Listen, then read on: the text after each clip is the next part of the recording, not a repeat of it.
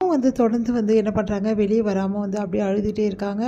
அத பார்த்துட்டு ஒண்ணும் புரியாம விஜய் தவிக்கிறாரு. "ஏன் அம்மு இப்படி இருக்கா?" அப்படின்னு சொல்லிட்டு, இங்க வந்து என்ன பண்ணுறாங்க, காவேரி வந்து அம்முவ நினச்சு ரொம்ப கவலையா இருக்காங்க. அத பார்த்துட்டு வந்து சாரதா வந்து யோசிக்கிறாங்க, "என்னாச்சு? ஏன் இப்படி இருக்க காவேரி?" அப்படின்னு சொல்லிட்டு யோசிச்சோன்னே, அது வந்தும்மா அம்மு வந்து இன்னைக்கு ரொம்ப சேடா இருந்தா. நான் வீட்ல போய் பார்த்தேன்." "வீட்ல போய் பார்த்தியா?" "ஆமா, உடம்பு சரியில்ல சொன்னாங்களா, அதனால தான். அவ என்கிட்ட எப்பவுமே நல்லா வந்து பேசுவா, ஓடி வந்து கட்டிப்பா. ஆனா இப்போ என்னை பார்த்துட்டு கூட எதுவுமே பேசாமல் அமைதியாக போயிட்டா. எது சொன்னாலும் அவள் வந்து பதிலே சொல்லலை.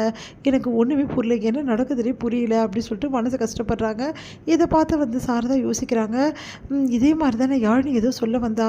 அதுக்கப்புறம் அம்மு வந்து இப்படி இருக்கா, என்ன நடந்திருக்கும் அப்படின்னு சொல்லிட்டு யோசனை பண்ணிவிட்டு, சரி நேராக வந்து மாப்பிள்ளைக்கு ஃபோன் பண்ணுவோம் அப்படின்னு சொல்லிட்டு ஃபோன் பண்ணுறாங்க.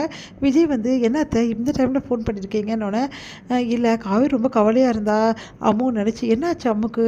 அவள் என்னன்னே தெரியல அத்தை, ஒரு மாதிரி சோகமாக இருந்தா, எங்களுக்கே ஒன்றும் புரியல அப்படின்னோடனே, யாழினி கூட வந்து சொன்னா. அம்மு வந்து இந்த மாதிரி ஃபோட்டோ காட்டி என் அம்மான்னு சொன்னா அப்படின்னு சொல்லிட்டு, என்ன சொல்கிறீங்க? ஆமாம், இதெல்லாம் நடந்திருக்கு மாப்பிள்ளை அப்படின்னோடனே, சரி அப்படின்னா வேறு எதுவும் நடந்திருக்கு. சரி நான் என்னென்னு பார்க்குறேன் அத்தை, அம்மு நல்லா பார்த்துங்க மாப்பிள்ளை அப்படின்னு சொல்லிட்டு ஃபோனை வச்சிடுறாங்க.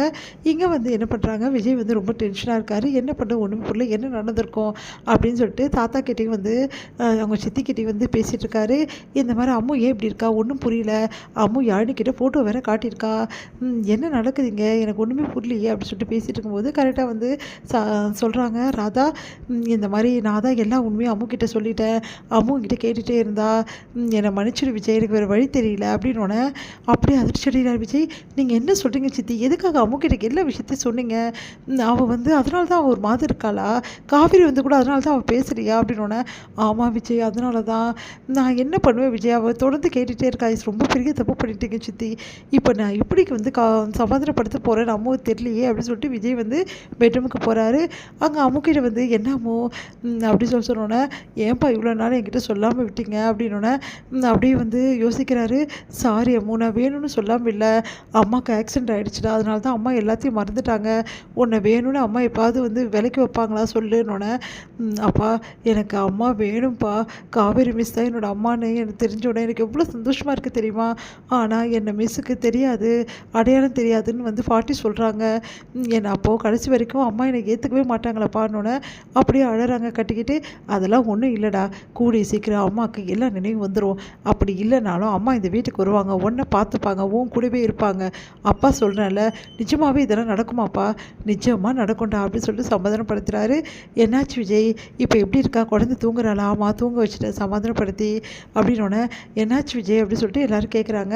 நான் ஒரு முடிவு பண்ணியிருக்கேன் தாத்தா. என்ன முடிவுடா? எப்படியும் காவேரியை அம்மு கூட சேர்த்தே ஆகணும். அம்மு பாவம் தாத்தா, அவளுக்கு காவேரி தான் வந்து தன்னோட அம்மான்னு தெரிஞ்சோன்னே அவ்வளோ வந்து நிம்மதியாக இருக்குது. கூடிய சீக்கிரம் காவேரியும் வந்து அம்மு ஒன்றா சேரணும் தாத்தா. அதுக்கு என்னென்ன வழி இருக்கோ அதெல்லாம் பற்றி நான் யோசிக்க போகிறேன். எப்படியாவது உங்கள் 2 பேரும் ஒன்றா சேர்த்தே ஆகணும், அதை செய்கிறா முதல்ல அப்படின்னு சொல்லிட்டு ராதா சொல்கிறாங்க. அடுத்து வந்து காலையிலேயே வந்து அம்மு சீக்கிரமாக ஸ்கூலுக்கு கிளம்புறாங்க. அதை பார்த்துட்டு எல்லாருமே வந்து, என்னாச்சு அம்மு இவ்வளோ சீக்கிரம் கிளம்புறோன்னொன்னே, என் அம்மா அப்பாவுக்கு தான் நான் இவ்வளோ சீக்கிரம் கிளம்புறேன். அம்மு அம்மா கிட்டே எக்காரணம் கொண்டும் நீ தான் அவங்க பொண்ணுன்னு சொல்லக்கூடாது, சரியா? இந்த விஷயத்தெல்லாம் சொல்ல. சரிப்பா, நான் சொல்ல மாட்டேன்ப்பா. ஆனால் காவேரி மிஸ் தான் என்னோடய அம்மான்னு தெரிஞ்சோன்னு எனக்கு அவ்வளோ சந்தோஷமாக இருக்குது. நீங்களும் சொன்னீங்களா சீக்கிரமாக காவேரி மிஸ் வீட்டுக்கு வந்துடுவாங்கன்னு சொல்லிட்டு, சாரிப்பா அம்மா வீட்டுக்கு வந்துடுவாங்கன்னு சொல்லிட்டு அப்படின்னோடனே, சரி சரி வா போகலாம் அப்படின்னு சொன்னால், ரொம்ப சந்தோஷமாக இருக்கல்ல அம்மு அப்படின்னு சொல்லிட்டு எல்லாருமே வந்து அப்படியே பூரிக்கிறாங்க. அடுத்து அம்மு ஸ்கூலுக்கு போனோன்னே வந்து காவேரிக்கு வந்து குட் மார்னிங் சொல்கிறாங்க.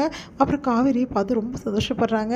இதெல்லாம் பார்த்த காவேரிக்கு ஒன்றும் புரியல. அம்மு நேற்று வரைக்கும் என்கிட்ட பேசக்கூட பேசலை, ஆனால் இன்றைக்கி என்னை பார்த்து அவ்வளோ சந்தோஷப்படுறா, என்னவா இருக்கும் அப்படின்னு சொல்லிட்டு காவேரி வந்து யோசனை பண்ணியே இருக்காங்க. அம்மு இன்றைக்கி நல்லா இருக்கல்ல? நான் நல்லா இருக்கேன் அம்மா அப்படி சொல்ல வந்துட்டு, மிஸ் அப்படி சொல்லிடுறாங்க. யாழினி அங்கே வந்திருக்காங்க. யாழினியை பார்த்த அம்மு வந்து, இப்போ யாழினி நீயானோட, ஆமாம் நானும் வந்து பர்மிஷன் கேட்டு இங்கே வந்திருக்கேன், எனக்கும் வீட்டில் போர் அடிக்குதுல்ல, அதனால தான் என்னையும் இந்த கிளாஸில் இருக்க சொல்லிட்டாங்க அப்படின்னோடனே, ரொம்ப சந்தோஷம் யாழினி அப்படி சொல்லிட்டு கட்டிக்கிறாங்க. அங்கே இருக்க ஃப்ரெண்ட்ஸ் கிட்ட வந்து அம்மு வந்து சொல்கிறாங்க, எனக்கு அம்மா இருக்காங்க தெரியுமா அப்படின்னு சொல்லிட்டு. அதை பார்த்து யாழினி யோசிக்கிறாங்க, என்ன இவன் இப்படி சொல்கிறா அப்படின்னு சொல்லிட்டு ரொம்ப சந்தோஷமாக ஃபீல் பண்ணுறாங்க அம்மு.